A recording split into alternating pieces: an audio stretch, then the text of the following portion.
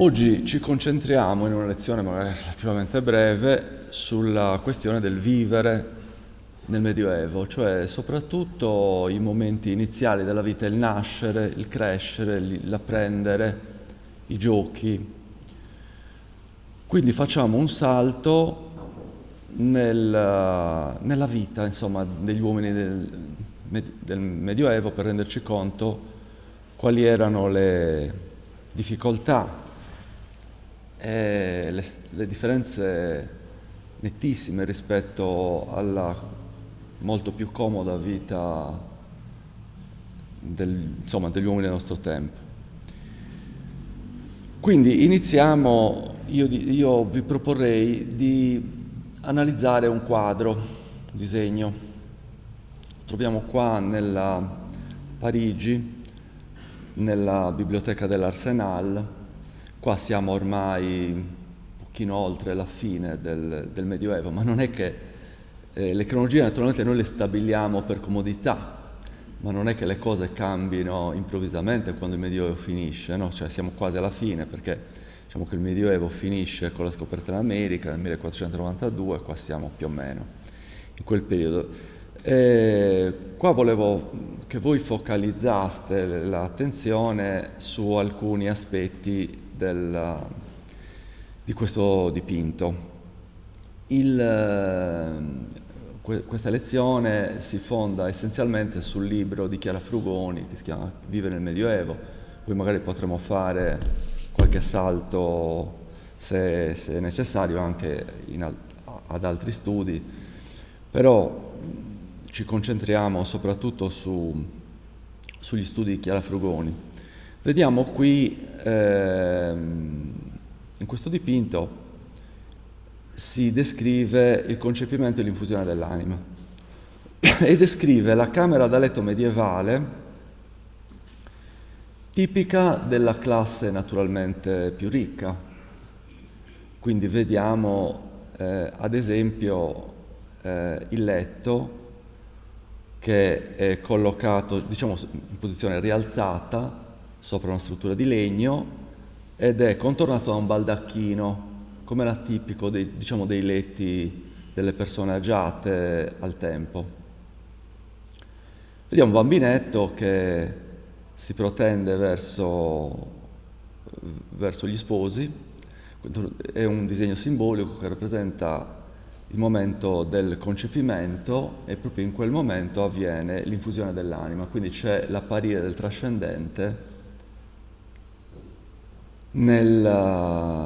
diciamo così, nell'immanente, insomma, nella vita terrena, perché il Medioevo concepisce il trascendente non come lo concepiamo noi, come un al di là irraggiungibile, ma come qualcosa che sta esattamente sotto la crosta della vita reale, cioè la vita reale è come una specie di crosta che nasconde tutta una serie di esseri spirituali, però anche demoniaci, che possono comparire, anzi che compaiono, come se fossero reali, esattamente come le altre persone.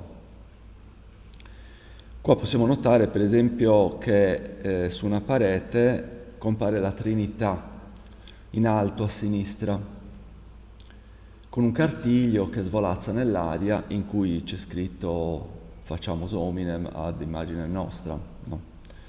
Quindi la Trinità con Cristo e Dio che poggiano le mani sul mondo, che è sempre rappresentato come una sfera, cioè naturalmente non è falso il mito di un Medioevo che pensava la terra piatta.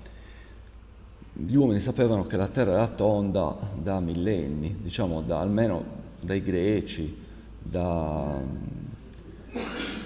pitagorici oppure da Parmenide per esempio,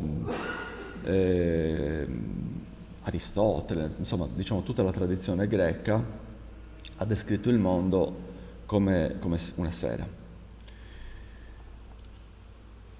Notiamo che gli sposi sono nudi e hanno un copricapo, una cuffietta, la donna, un cappellino di bianco candido, il marito. perché questo era l'uso del Medioevo, cioè nel Medioevo si dormiva normalmente nudi, non c'erano i pigiami. I pigiami compaiono soltanto alla fine dell'Ottocento, quindi sino alla fine dell'Ottocento non esistevano pigiami, però soprattutto nel Medioevo si dormiva nudi per un motivo che probabilmente vi sorprenderà, che forse non riuscite proprio ad immaginare. Qualcuno di voi vuole provare? È qualcosa di inquietante, però la risposta non sarà qualcosa di rassicurante.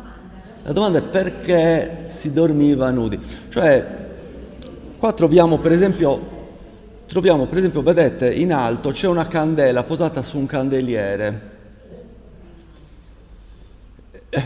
La fiamma è debole, sembra sul punto di spegnersi, rappresenta l'animula del bambino che si sta incarnando. Però nella realtà c'era anche un rito, diciamo così, perché la prima notte di nozze la sposa portava una candela accesa che spegneva dopo che il matrimonio era stato consumato. Però normalmente tutti i fuochi, quindi compresi quelli delle candele, quelli del camino, che era stato anche qua debitamente spento prima di coricarsi, per paura degli incendi, cioè nel Medioevo gran parte delle strutture erano in legno e quindi era normale spegnere qualunque focolare prima di andare a letto. E quindi diciamo che prima ci si toglieva la camicia, che era diciamo la sottoveste, che era l'ultimo abito che doveva essere tolto, si spegneva la candela e si andava a letto. Non avete provato a dare la risposta però alla domanda che vi ho fatto. Perché si dormiva nudi? Sì, vediamo di là.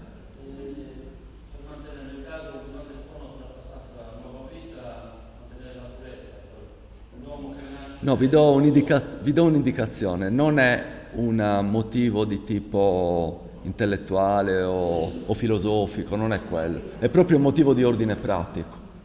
Per andare in bagno più velocemente.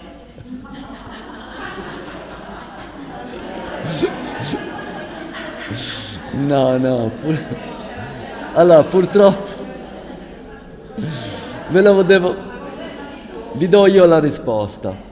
Purtroppo gli abiti dei medievali erano normalmente infestati da cimici e quindi era preferibile. Peccato, non ce l'avrei dovuto dire. Erano. No, la risposta era proprio quella. Normalmente si andava a letto nudi, c'erano delle eccezioni, per esempio i monaci dormivano vestiti perché durante la notte si dovevano alzare, si alzavano più volte per il mattutì, per le preghiere. Cioè i monaci venivano svegliati durante la notte, per esempio tra mezzanotte e l'una una volta, e poi verso le 4 e le 5 per andare in chiesa e pregare. Il compito del monaco era quello di pregare, pregava per tutti e quindi, quindi doveva essere vestito per perdere meno tempo, insomma. Dunque, vediamo anche degli oggetti. Allora, un'altra cosa, il baldacchino, che funzione aveva? Potremmo pensare che servisse per proteggere l'intimità degli sposi, però non è questa la risposta. No.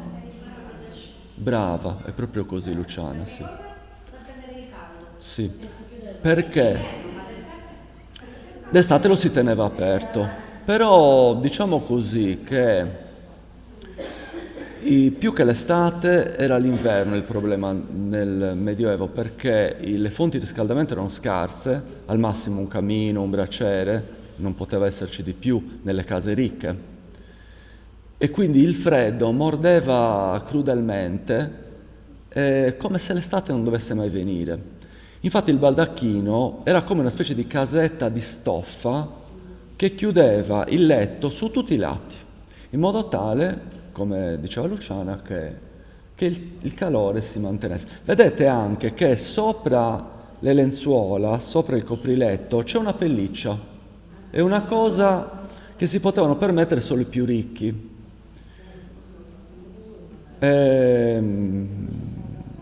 Poi vediamo proprio dietro la fiammella, dietro la candela in alto, è poco visibile, voi non riuscite a vedere, comunque è un'immagine di Mosè con le tavole delle leggi.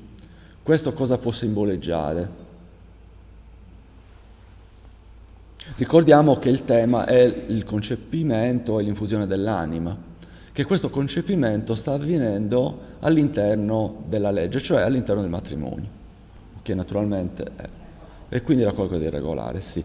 Vediamo un'altra, possiamo notare la porta. Come è collocata la porta? Vedete che l'uscio è collocato in una direzione, diciamo, parallela al letto, in modo tale che gli spifferi non investano il letto stesso. Va bene? Perché noi dobbiamo pensare che nel Medioevo non c'erano i vetri, quindi c'erano gli scuri che dovevano essere, ovviamente di notte venivano chiusi, ma spesso anche di giorno, perché i vetri si diffondono solo a partire dal 600.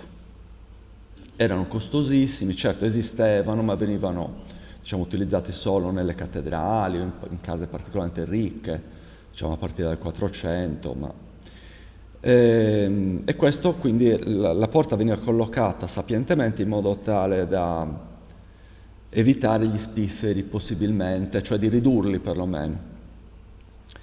C'erano anche una brocca, come vedete, un recipiente per bere. Questo perché la camera da letto non era solo una camera da letto, cioè si usava anche di giorno, cioè si poteva usare anche per pranzare. Infatti c'è una specie di tavolo, come vedete, oppure per conversare. Talvolta c'erano anche diciamo così, delle seggiole, cioè diciamo dei mobiletti su cui sedersi che potevano essere infilati sotto il letto. Non è questo il caso. Non vediamo dei vestiti.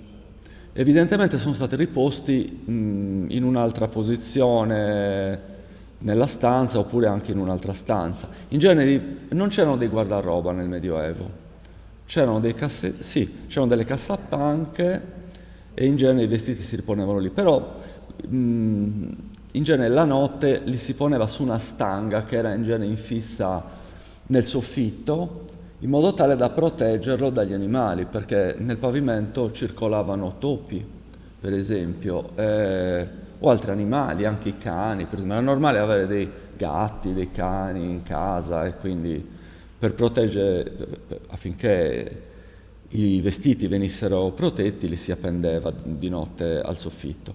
C'è anche, nello sfondo vediamo una credenza, che quindi poteva contenere qualunque cosa.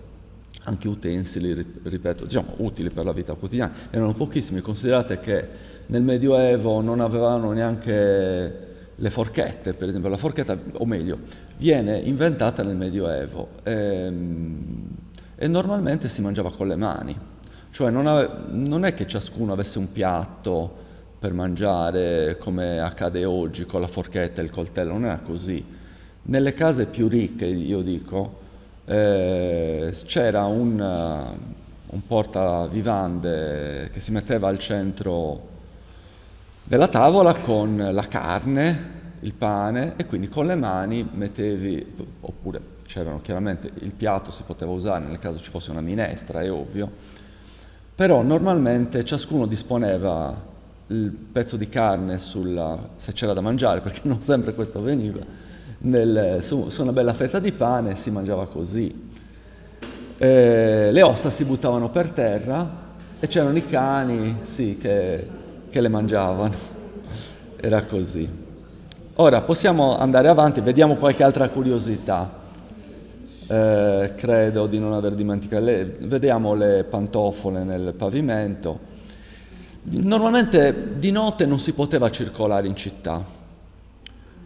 Anche a Iglesias, per esempio, nel Breve, si scriveva che dopo lo terzo suono della campana nessuno poteva più circolare nella città, a parte le persone autorizzate. Naturalmente c'era qualcuno autorizzato che per lavoro, per altri motivi, persone di buona fama che magari potevano giustificarsi e dire sono uscito per questo, anche perché le strade erano completamente prive di illuminazione. Si poteva trovare, erano completamente buie. Assolutamente no. Ed era pericoloso uscire di notte. I delitti in genere venivano puniti durante la notte con pene che erano doppie rispetto al giorno. Cioè la colpa era maggiore se il fatto era avvenuto durante la notte. Le porte della città naturalmente venivano chiuse e alla mattina, all'alba, normalmente la gente però si alzava. Ti lavavi le parti visibili, il viso, le mani. Anche qua naturalmente l'acqua non c'era nelle case e solo nelle case ricche si poteva attingere a un pozzo personale. C'erano delle fontane pubbliche e quindi le donne andavano alla fontana o al pozzo pubblico e quello era anche un luogo di incontro, di conversazione, si ascoltavano le ultime notizie, intanto che si attendeva il proprio turno e poi si buttava il secchio nel pozzo e si tornava col secchio pieno. Quell'acqua veniva usata più volte per lavarsi, capite? Non poteva, ci voleva troppa fatica a tornare, a svuotarlo. Naturalmente i medievali non avevano nessuna nozione di microbiologia. Non ti ho sentita, scusa.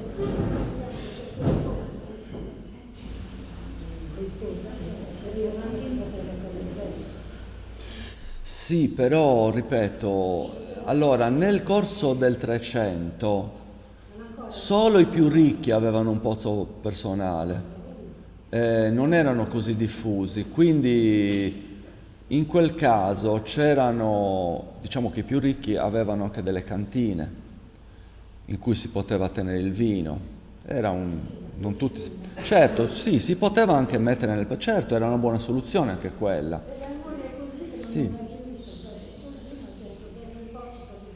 Certo, certo.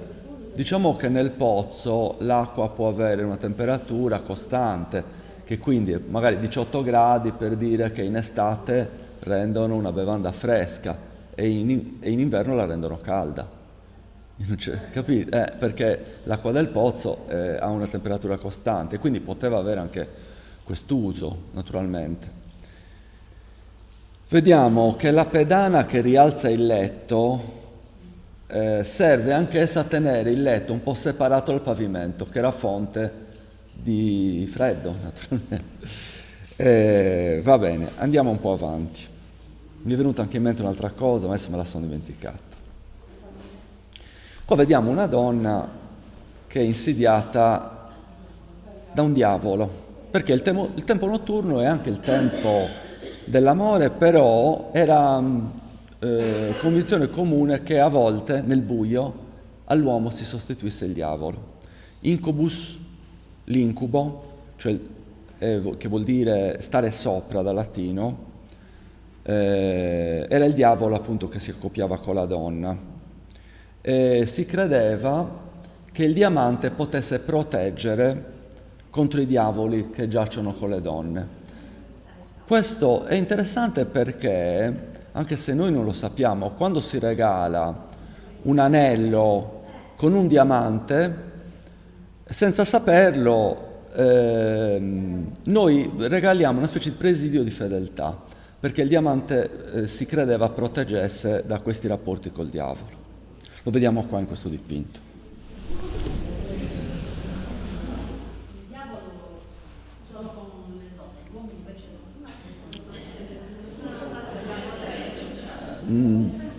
Probabilmente, diciamo, questi racconti erano scritti da uomini e quindi erano tramandati e adesso questo andrebbe indagato, credo che però l'altra possibilità esistesse comunque, anche se più rara, perché per esempio il diavolo poteva apparire in forma di donna, e quindi c'era nella forma della seduzione.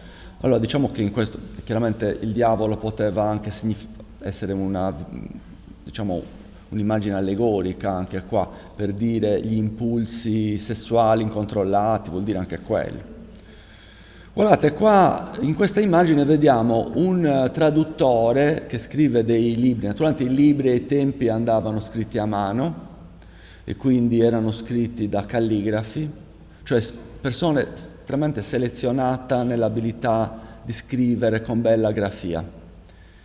E quest'uomo sta traducendo e lo fa nella camera da letto. Si vede che il letto è dietro di lui. Quindi la camera da letto poteva avere molti usi, anche quello di studio naturalmente. Naturalmente poteva essere anche un luogo di incontro in cui si poteva conversare, non veniva abbandonata come accade a noi durante la giornata, era sempre utilizzata, anche se poi il medievale in generale tendeva a vivere per lo più fuori di casa, perché le case, come ho detto, erano buie, c'era quasi una fame di luce, e per cui per lo più si tendeva a vivere all'aperto. All'aperto incontravi le persone, svolgevi i tuoi affari, commerci, però è ovvio che una persona che aveva bisogno di studiare poteva tranquillamente usare la sua camera da letto, anche per leggere. Ci sono delle immagini in cui ritraggono uomini e donne che leggono a letto. Io lo faccio, per esempio, non so se voi lo fate, però è abbastanza comodo, mi sembra ancora oggi. Un'altra curiosità dei letti è che i letti non erano spesso come i nostri, potevano essere anche molto grandi. In questa immagine vediamo dei letti che ospitano per esempio 4 persone. E la cosa curiosa era che nelle locande c'erano questi letti. Cioè se tu pernottavi in una locanda, dormivi nudo, come vi ho detto, con persone sconosciute. Sì. Era così, sì. No, allora infatti noi crediamo che i medievali fossero molto pudichi, e invece non è assolutamente così. No. No, voglio dire, pudichi, no. No, allora poi vediamo la questione della pulizia, la vediamo dopo. Cioè non c'era il senso del pudore che abbiamo oggi. Esporre la nudità era normale. Era normale, per esempio i padroni potevano avere rapporti anche di fronte ai servi.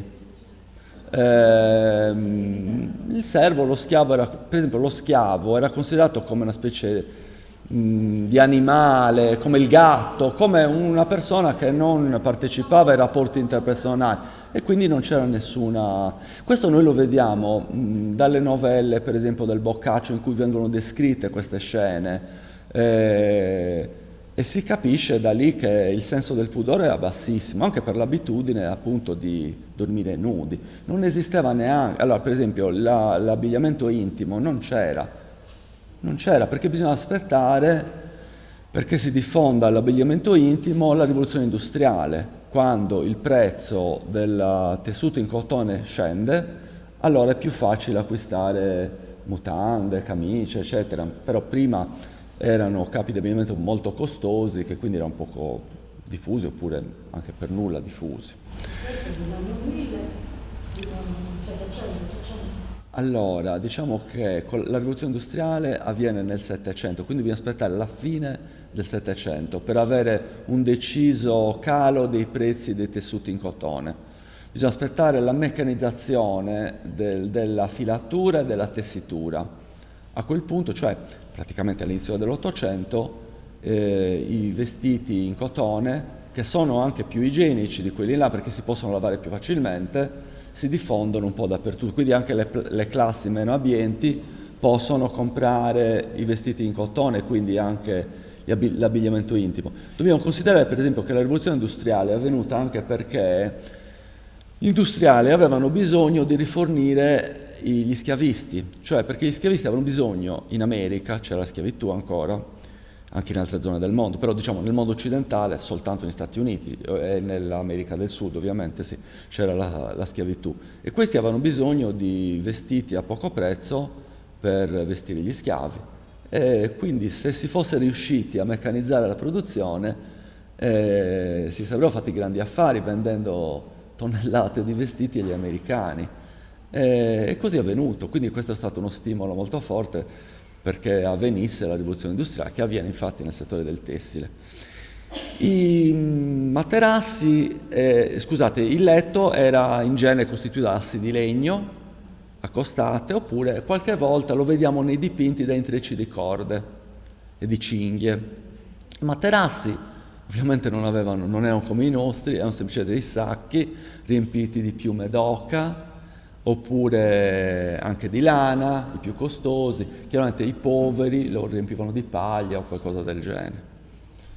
Però, ripeto, nelle locande, ma anche negli ospedali, esistevano gli ospedali nel Medioevo, anche se era una cosa diversa da quello che pensiamo noi. Cioè l'ospedale nel Medioevo era una domus hospitalis, cioè era un luogo di ricovero, per esempio, dei viandanti, soprattutto, e normalmente erano gestiti da frati, che quindi ospitavano per esempio altri frati in occasione di feste, oppure ospitavano gente povera, persone disagiate e anche malati. I malati spesso venivano alloggiati e costretti anche a dormire negli stessi letti. Immaginiamo con quale beneficio reciproco, no? Con malattie diverse che potevano essere facilmente contagiate. Ora vediamo come si nasceva, cioè qual era la vita dell'infanzia. Qua leggiamo un passo del monaco e teologo Guglielmo di Saint-Thierry che descrisse in modo molto pessimistico la nascita di un bambino. Dice: questo infelice ha appena visto la luce che immediatamente legature e fasce gli si stringono intorno per fargli ben capire che è entrato in una prigione. Solo gli occhi e la bocca rimangono liberi per il loro compito, che del resto non è se non di piangere o di gridare. E anche se un figlio di re o di imperatore è circondato da qualche cura maggiore, la sua sorte non è molto diversa. Vive legato mani e piedi, povero animale gemente, inaugurando così una vita di tormenti per la sola colpa di essere nato. Allora, perché i bambini venivano fasciati? Infatti, questa è un'abitudine che è rimasta più a lungo del Medioevo, no? I bambini piccoli venivano strettamente fasciati. Sapete dirmi perché? Perché venivano fasciati in modo così stretto? Guardate, vi faccio vedere un dipinto. Guardate, questo bambino dipinto da Ambrogio Lorenzetti a Siena, nel Palazzo Arcivescovile. Vediamo che nella pelle ci sono chiari i segni della fasciatura molto stretta, che gli rimane anche dopo che il bambino è stato liberato. Il bambino veniva liberato, almeno le mani venivano liberate quando doveva succhiare il latte, in modo tale che potesse stringere il seno. Era ritenuto. E poi, una volta finita l'allattamento, veniva nuovamente fasciato. Perché questo avveniva? Avveniva perché c'era la convinzione comune e perentoria che le ossa del bambino erano troppo fragili e se non fossero state fasciate si sarebbero deformate. Ovviamente un'idea del tutto sbagliata e anzi dannosa, perché si sa che le fasciature troppo strette possono provocare ad esempio delle lussazioni alle anche e problemi di questo tipo. Quindi i bambini erano costretti a questa tortura almeno sino ai 6 mesi, quando riuscivano a stare seduti ai 6 mesi, allora venivano liberate almeno le braccia e soltanto più tardi venivano del tutto abbandonate, quindi nel momento in cui il bambino iniziava a camminare, allora le fasce. Era una tortura, sì, però questo ci fa pensare che quando siamo convinti di fare una cosa a fin di bene siamo disposti a tutto. Chiaramente lo sapevano che era una tortura, però pensavano che fosse necessario. Probabilmente questa cosa, adesso non è, io penso che fosse tipico anche anzi sono sicuro, anche dell'età antica. Non dobbiamo pensare che fossero solo i medievali a aver pensato. È una cosa, molte delle tradizioni medievali sono state ereditate dai romani, dai greci, cioè Probabilmente i popoli nomadi usavano fasciare i bambini per portarli più facilmente come dei fardelli, e quindi la cosa deve essere iniziata così, io credo. Vediamo in questo dipinto di Giotto a Padova che forse una nutrice, non so, stringe il naso del bambino. In questo caso mi pare che fosse Maria, ecco, è la nascita di Maria. E la bambina piange. Forse la stanno lavando con acqua e sale, o forse semplicemente le stanno stringendo il naso per farla piangere. Perché?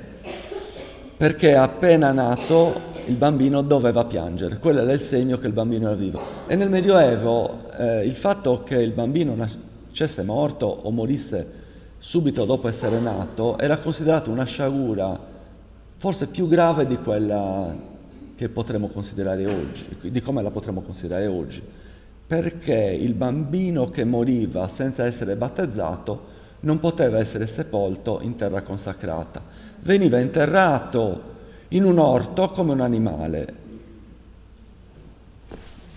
Nella convinzione del tempo era destinato a fermarsi nel limbo e non raggiungere mai il paradiso. Quindi la nascita era un momento di grande ansia per la madre.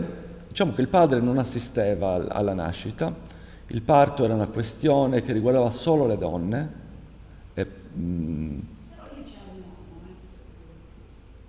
Dove? Però questo è dopo la nascita.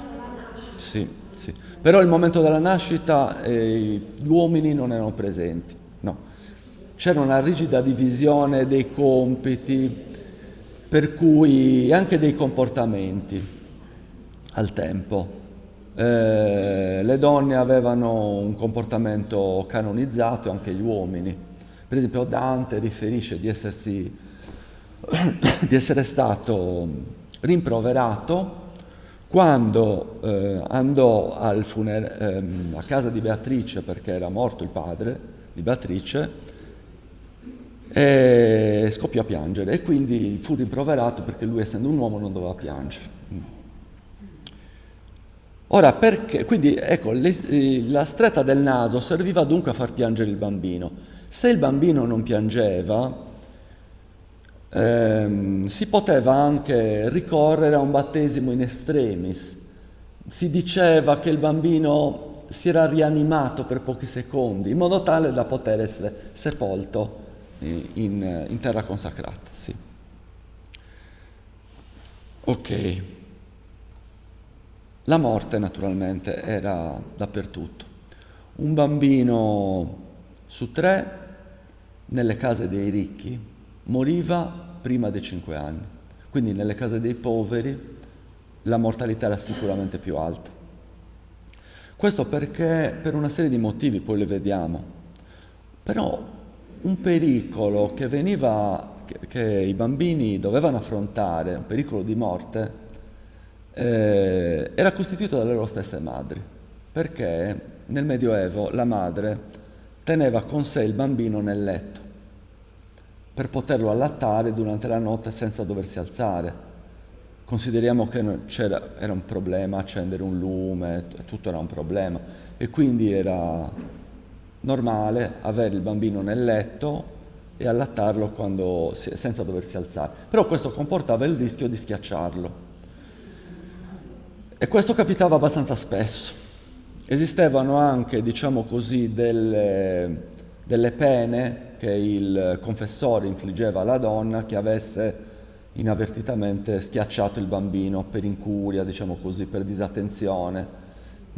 Si è trovato uno di questi testi che, se non era dimostrato che ci fosse stata un'incuria grave, la pena poteva essere, chiaramente anche il marito poteva schiacciarlo, però se non fosse stato possibile dimostrare un dolo, perché qualche volta la madre lo schiacciava apposta, sì, apposta, perché un bambino era un peso spesso, una prole, naturalmente non essendoci anticoncezionali, si calcolava che una donna sposata avesse un bambino ogni anno e mezzo di media. Quindi anche il parto naturalmente era un rischio molto grave e spesso le donne morivano di parto. Vediamo, dopo leggeremo un esempio. E quindi si poteva fingere che fosse stato un incidente, era difficile però stabilire questo, e quindi in genere il prete dava una penitenza che poteva essere un mese, 40 giorni a pane e acqua, per esempio, di digiuno, qualcosa del genere. Oppure questa pena, se la colpa fosse stata più grave, poteva anche durare anni. Era comunque, ripeto, questa morte era così frequente che era contemplata tra i peccati più abituali da confessare. Si credeva anche che un bambino non battezzato potesse di notte tormentare, cioè come una specie di vampiro, uscire dal suo sepolcro, che ripeto era un orto, come un animale veniva sepolto, e tormentare i viventi. Per cui si è trovato un documento in cui si diceva che il bambino morto in questo modo veniva infilzato con un palo di legno, cosa che ricorda le leggende dei vampiri, in modo tale che di notte non potesse uscire, diciamo, dalla terra. Spesso notiamo che nei cimiteri medievali c'era un'acquasantiera che era collocata vicino alle tombe in modo tale da aspergerle di acqua santa e allontanare il demonio, che poteva impadronirsi dei corpi dei morti. Vediamo in questo caso un'acquasantiera posta in un cimitero in Trentino. Naturalmente era facile morire per molti motivi, poi li vediamo, e quindi vediamo nei disegni che i bambini vestivano con degli amuleti. Vediamo per esempio un corallo, in questo caso, questo è un dipinto di Gesù. Vediamo una croce, però anche un oggettino in corallo. Il corallo rosso in particolare, perché il rosso era un colore apotropaico che teneva lontano il male. Anche oggi, per esempio, esiste quella tradizione del cornetto rosso, ecco, che nasce naturalmente molti secoli fa. I bambini piccoli avevano al collo anche come collanina un breve, che era un sacchettino in cui all'interno c'erano delle formule, degli scongiuri, delle preghiere che lo dovevano proteggere. A volte avevano anche un dente di lupo oppure di drago, si diceva in realtà un dente di pesce cane, che doveva favorire la dentizione. Vediamo questo esempio di questo mercante fiorentino, Gregorio Datti. Naturalmente no, forse non immaginate che ci si sposava prestissimo, quindi diciamo che le ragazze si sposavano normalmente all'età di 12-14 anni. La vita era breve e per avere una famiglia bisognava sposarsi presto. Queste spose bambine avevano spesso dei mariti molto più grandi di loro, perché l'uomo per potersi sposare doveva avere una posizione sociale. A volte c'erano anche bambini che si sposavano, anche uomini di 14 anni, bambini di 14 anni che erano sposati il re, per esempio, anche in altri casi, però più normalmente l'uomo aveva sui 20-25 anni quando si sposava e la moglie ne aveva 12-14. In questo caso, per esempio, questo mercante fiorentino, che ha scritto un libro di famiglia, quindi ci ha lasciato una testimonianza della vita della sua famiglia, ci ha ricordato una serie di informazioni che mostrano l'altissima mortalità infantile in una famiglia benestante, va bene? Gregorio si sposò 4 volte e in ogni matrimonio generò dei figli, molti dei quali morirono.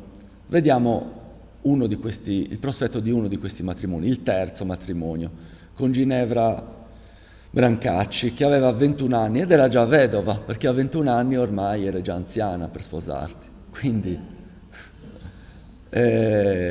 diciamo, era stata sposata per 4 anni dopo 4 anni dal precedente matrimonio, quindi immaginiamo a che età si era sposata.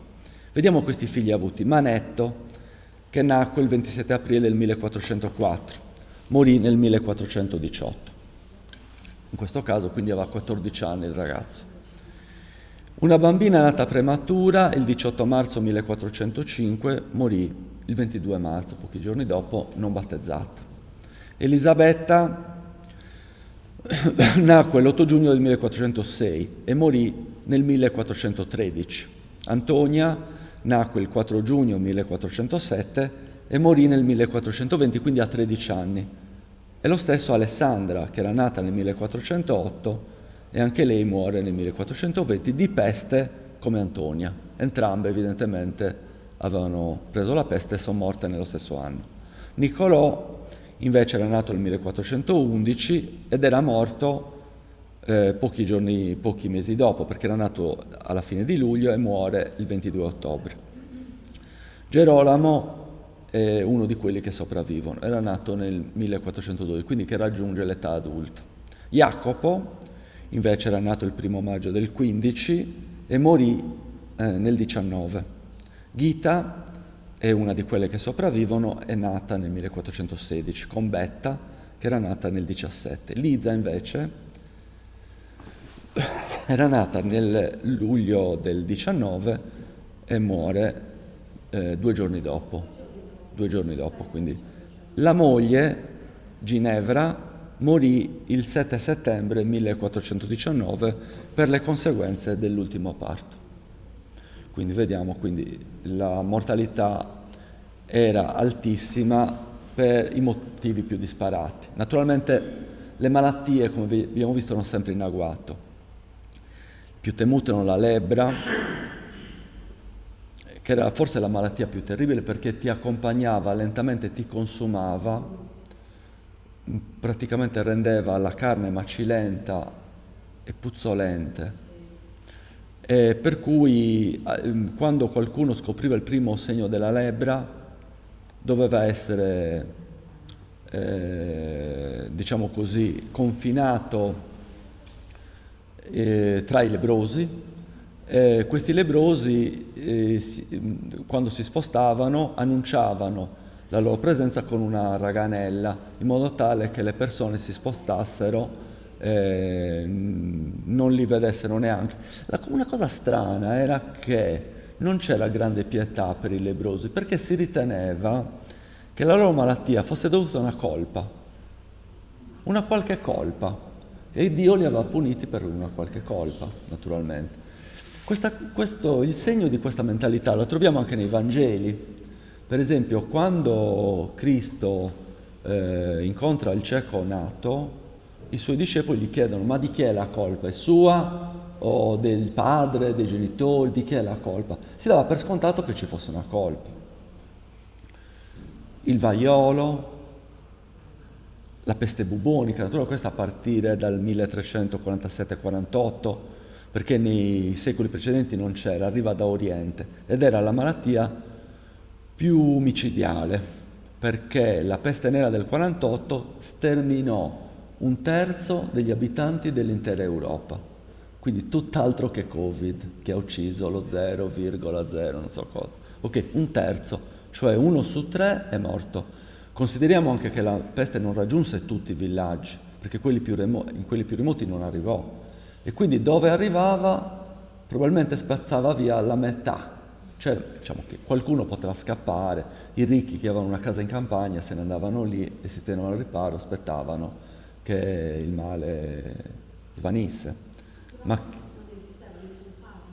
no, non esisteva nessun farmaco, e tutti i rimedi che venivano escogitati erano quelli farmacologici, erano del tutto inutili. Sì, no, c'era l'omeopatia, si diceva, erano tutte cose inventate. C'era un medico inglese che diceva che bisognava, siccome veniva dall'aria infetta, che dovevi annusare altra aria infetta, cose del genere. Quindi c'era gente che annusava le fogne, sperava sì di guarire così. Diciamo, in realtà si capiva che non c'era cura e quindi gli unici rimedi razionali erano quelli di allontanarsi, di bruciare le vesti dei malati, di scappare il più lontano possibile.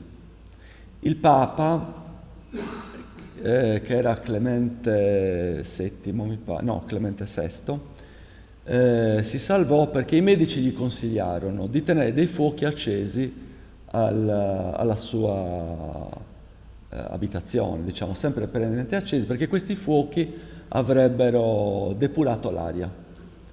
Però noi sappiamo che in realtà il Papa allora si trovava ad Avignone, perché era il periodo della cattività avignonese, e il Papa si salvò, non prese la peste. Probabilmente perché i topi, essendoci dei fuochi che proteggevano il palazzo, non potevano avvicinarsi, perché si sa, questa è l'ipotesi più probabile, che fossero i topi attraverso le loro pulci ad essere i vettori della peste. Però c'erano altre malattie molto gravi, come il fuoco sacro, che non è quello che c'è oggi, non è quello, sì, era un'altra cosa. L'influenza, che apparve per la prima volta nell'876. Ok, quindi divenne un male endemico, però era mortale. Noi consideriamo che quando ci fu la scoperta dell'America, gli europei portarono l'influenza con le altre, naturalmente anche il vaiolo e altre malattie, in America, e lo sterminio dei popoli americani è dovuto per lo più alle malattie, naturalmente. Oggi si pensa che alcuni pensano nella cultura woke che gli europei non facessero altro che sterminare gli americani. Sicuramente queste cose sono successe, ma è ovvio che la gente non andava lì solo a sterminare. In realtà la stragrande maggioranza degli americani, si calcola che ci fosse una popolazione di circa 80 milioni di abitanti in tutta l'America, e soprattutto nel Centro America, doveva essere almeno la metà, in quella trovata da Colombo, la gente moriva ovviamente, morì sterminata per le malattie, cioè che gli europei portavano inconsapevolmente, anche perché le malattie sono spesso contagiate dagli animali. In America non c'era il cavallo, non c'era il bue, capite? Non c'era l'aratro. Non c'era l'aratro probabilmente perché non c'era il bue. E quindi non essendoci il bue o il cavallo, chi poteva tirare l'aratro? E quindi avevano delle tecniche molto rudimentali di agricoltura. Praticamente facevano un buco nel terreno, infilavano il seme del mais, usavano dei grassi, delle cose un po' particolari per concimarlo, e questo gli europei lo impararono dagli americani, e il mais era però molto più produttivo, cioè forniva molte più calorie del grano, perché con una spiga di grano, cioè voglio dire con un chicco di grano, alla fine del raccolto potevi avere circa 6-7 chicchi di grano per ognuno che ne piantavi. Invece con uno di mais ne ottenevi almeno 300. Quindi l'arrivo del mais in Europa fu sicuramente rivoluzionario, perché forniva a poco prezzo una quantità molto più grande di calorie. Altre malattie erano la malaria, la tubercolosi, anche la diarrea poteva essere mortale, lo scorbuto che veniva se non ti nutrivi con verdure o frutta fresca, quindi soprattutto era la malattia dei marinai, che potevano stare anche per molte settimane senza mangiare frutta fresca e si ammalavano normalmente di scorbuto, il rachitismo e tante altre, il morbillo, il tifo, il tetano. Cioè l'uomo medievale sapeva di poter morire in qualunque momento, di questo era consapevole. Era spaventato dall'idea di morire all'improvviso, però, perché la morte improvvisa ti impediva di confessarti, di ricevere i sacramenti, di fare testamento e tutte queste cose. E quindi il medievale preferiva una morte più lenta di una morte improvvisa, mentre noi desideriamo la morte improvvisa, così non ci pensiamo più. Allora no. Un altro pericolo per i bambini piccoli era essere fatti allattare da una balia, cioè spesso, dato che le donne, ripeto, quelle benestanti soprattutto, avevano un figlio ogni anno e mezzo, avevano bisogno di farsi aiutare nel allattamento, e quindi chi poteva pagava una balia. chi aveva tanti soldi poteva addirittura ospitarla in casa propria, però questa era più un'eccezione. Normalmente davi il bambino a balia a una donna che abitava in campagna.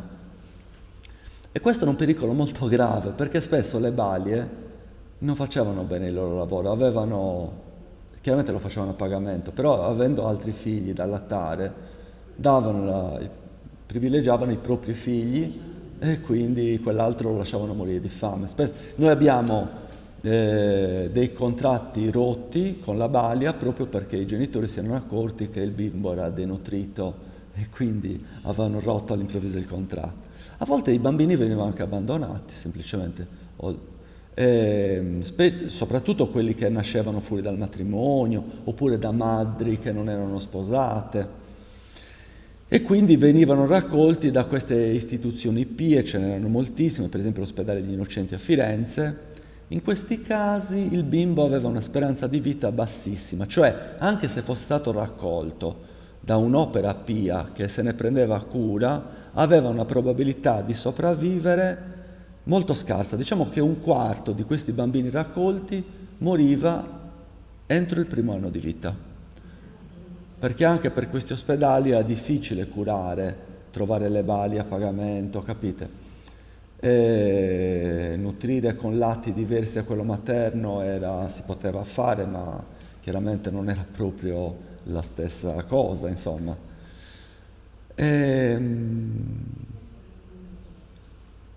Naturalmente, quindi diciamo che era abbandonare un bambino o consegnarlo a una istituzione, cioè lasciarlo in modo tale che venisse trovato, era una specie di infanticidio differito, ovviamente.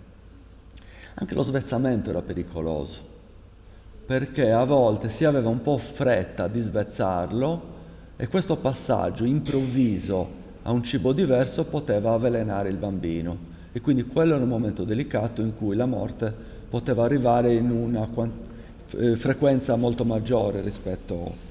Quindi c'erano tutti questi pericoli. Diciamo, lo svezzamento avveniva normalmente intorno al 20° mese, però a volte si aveva fretta di svezzarlo e questa fretta poteva condurre alla morte del bambino. Il diavolo era sempre all'opera, come abbiamo detto. C'era una credenza strana, per cui se il bambino non cresceva, poteva capitare questo, si poteva credere che era stato sostituito dal diavolo da un altro bambino, con un altro bambino, che era il diavolo stesso. E quindi in inglese si dice il fenomeno del changeling, è stato tratto anche un film che la cui storia partiva diciamo da questa convinzione. E quindi a quel punto i genitori non avevano alcun interesse ad accudire il neonato che veniva maltrattato e lasciato morire. Vediamo in questo disegno le tappe della vita. Vediamo il bambino in fasce, dopodiché dopo l'anno ha una specie di girello. Chiaramente qua stiamo parlando di bambini ricchi che potevano permettersi queste cose. Un girello con delle ruote fatto da un artigiano che gli permetteva di imparare a camminare bene. Dopodiché lo vediamo con un cavallo giocattolo, una scopa con una testa di cavallo. Questo è un bambino quindi più grande. Poi vediamo un bambino sui 10 anni, poi un adolescente e poi l'uomo adulto e l'anziano. Sono le fasi della vita e questo disegno ci dà tutta una serie di informazioni su come fossero i vestiti, le posture, l'aspetto insomma degli uomini nelle varie fasi della vita. Altri pericoli si aggiravano nelle strade perché i bambini giravano nelle strade, già molto piccoli, perché i bambini piccoli potevano giocare in strada, i maschi, le femmine normalmente no, anche se qualche volta giocavano anche loro, però più frequentemente i maschi potevano giocare nelle strade, ma nelle strade si facevano brutti incontri. Per esempio i bambini potevano essere rapiti, questo avveniva, venivano rapiti per essere venduti come schiavi, era normale questo. oppure potevano essere uccisi da cani o addirittura da lupi. Si sa che per esempio i lupi nel periodo della peste nera, quando ormai Parigi era completamente abbandonata a se stessa, riuscirono ad entrare anche in città e a nutrirsi o di cadaveri o uccidere chiaramente i bambini e i più vulnerabili. Noi abbiamo per esempio in questo dipinto, c'è un dipinto di Simone Martini, c'è il salvataggio di un bambino assaltato da un cane. Non è un dipinto di fantasia, erano fenomeni che avvenivano realmente. Francesco da Barberino, diciamo uno scrittore dell'epoca, riteneva che un incidente del genere poteva servire a una balia negligente se il bambino fosse morto, dire l'ha ucciso il cane o qualcosa del genere. Come si giocava nel Medioevo? Vediamo qua un dipinto di una bambina che ha una bambola. Naturalmente i giocattoli erano rarissimi. E si giocava senza giocattoli normalmente, anche se nella città di Strasburgo è stata trovata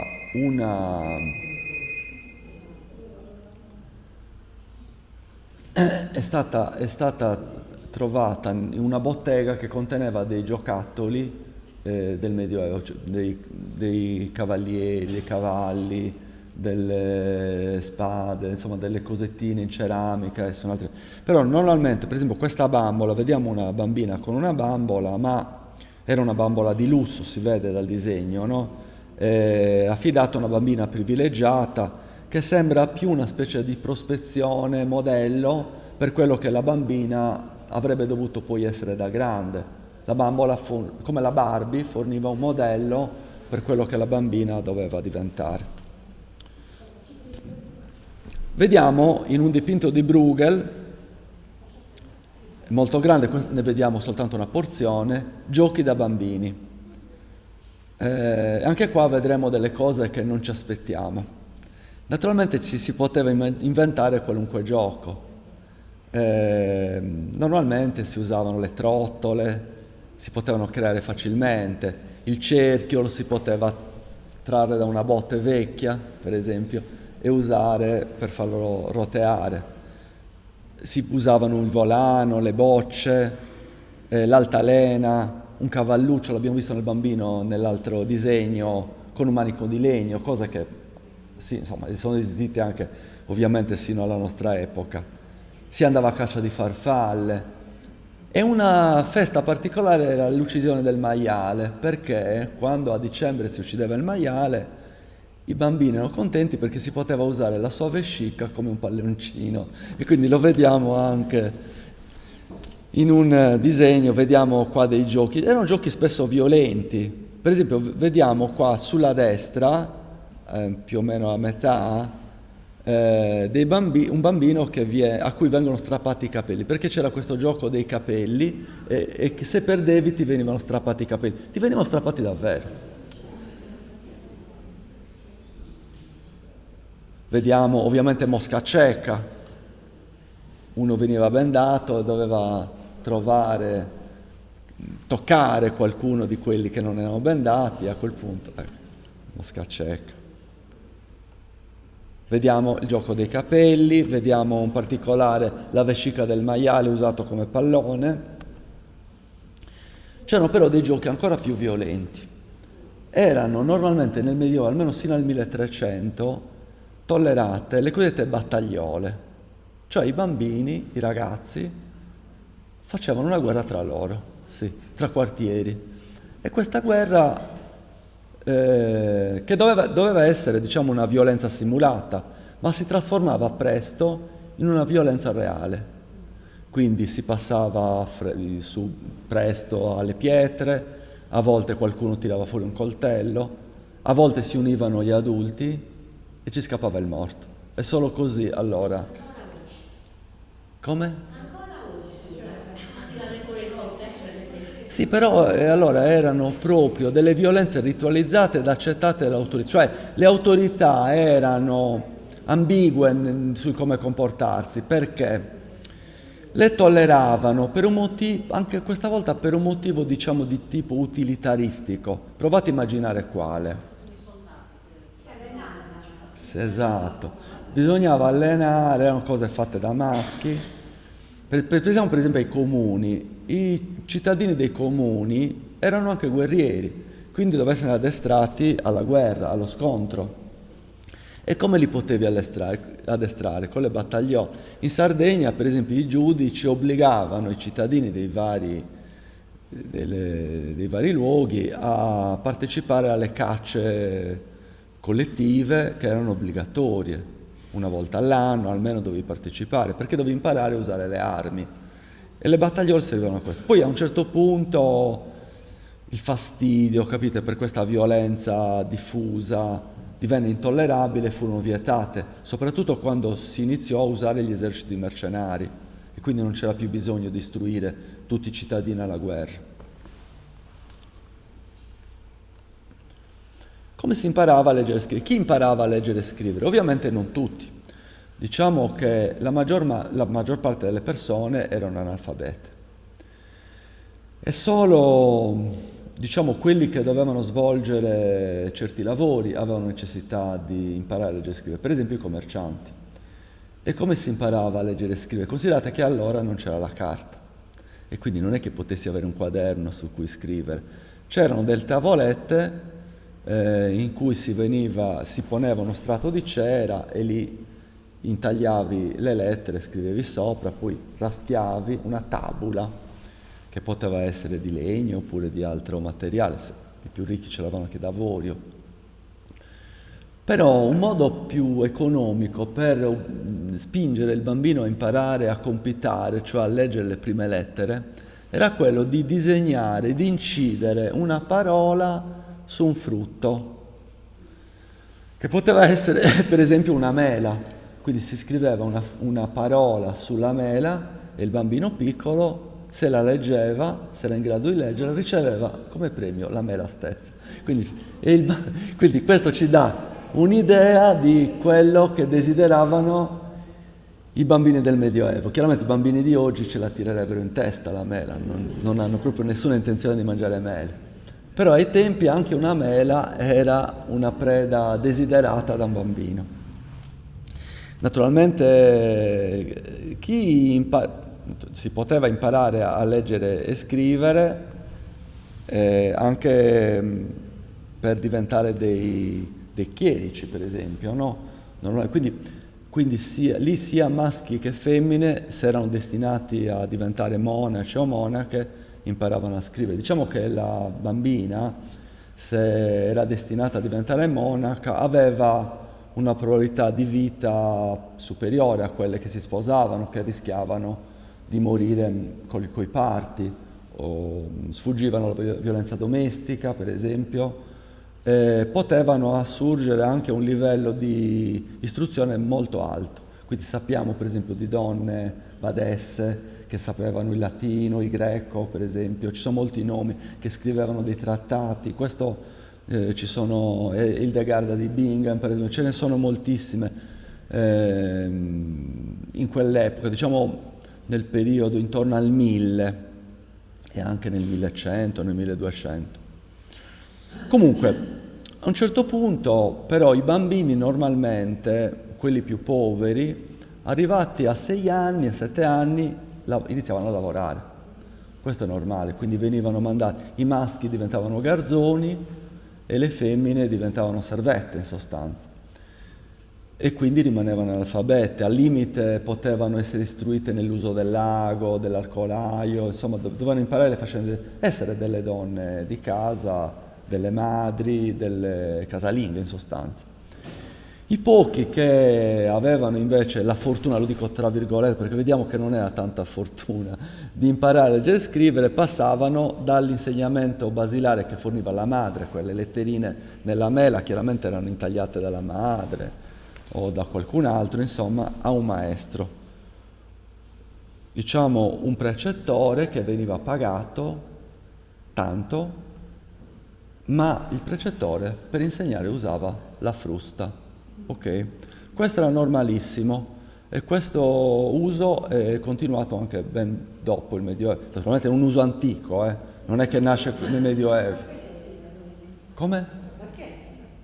Sì, diciamo, venivano fustigati in modo a volte brutale e severissimo. Qua per esempio noi abbiamo la testimonianza di un teologo francese, siamo all'inizio del Basso Medioevo, quindi lui lo racconta nel 1115, però racconta di lui bambino, si chiama Gilbert de Nogent e dice, ve ne leggo una parte, dai. Un giorno era stato battuto a scuola.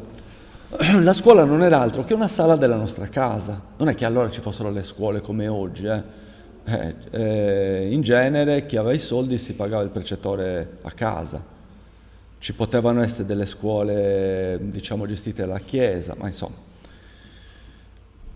Più normalmente il precettore veniva a casa, anche se poteva accadere anche che ci fosse un luogo comune, lì si pagava di meno, chiaramente si imparava più lentamente, perché gli allievi erano tanti. Una sera ai vespri, avendo terminato un qualche studio, andai a sedermi ai piedi di mia madre, dopo essere stato duramente picchiato, certamente più di quanto avessi meritato. Mia madre mi chiese, come al solito, se il mio maestro mi avesse battuto anche quel giorno, e io, per non far vedere che volevo parlare male di lui, l'assicurai e dissi no. Ma mia madre, scostando mio malgrado l'indumento che chiamano camicia, vide le mie braccine tutte livide e la pelle delle spalle sollevata e gonfia per i colpi di verga ricevuti. A quella vista, tutta agitata e fuori di sé in lacrime, disse: se è così non voglio più che tu diventi chierico.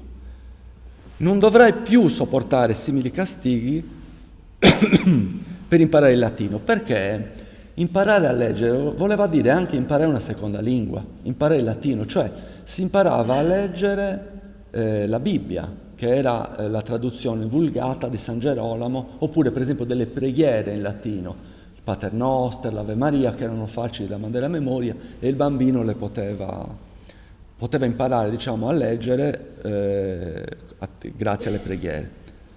E lui disse, guardandola con tutta la collera di cui ero capace, replicai: anche se dovessi morire per le botte non smetterei per questo di imparare il latino per diventare chierico. Questo è un atto, diciamo, di orgoglio che lui mostra molti anni dopo, però già questa testimonianza ci mostra come fosse difficile per diciamo anche superare un corso di studi, perché si veniva picchiati in modo selvaggio, in sostanza.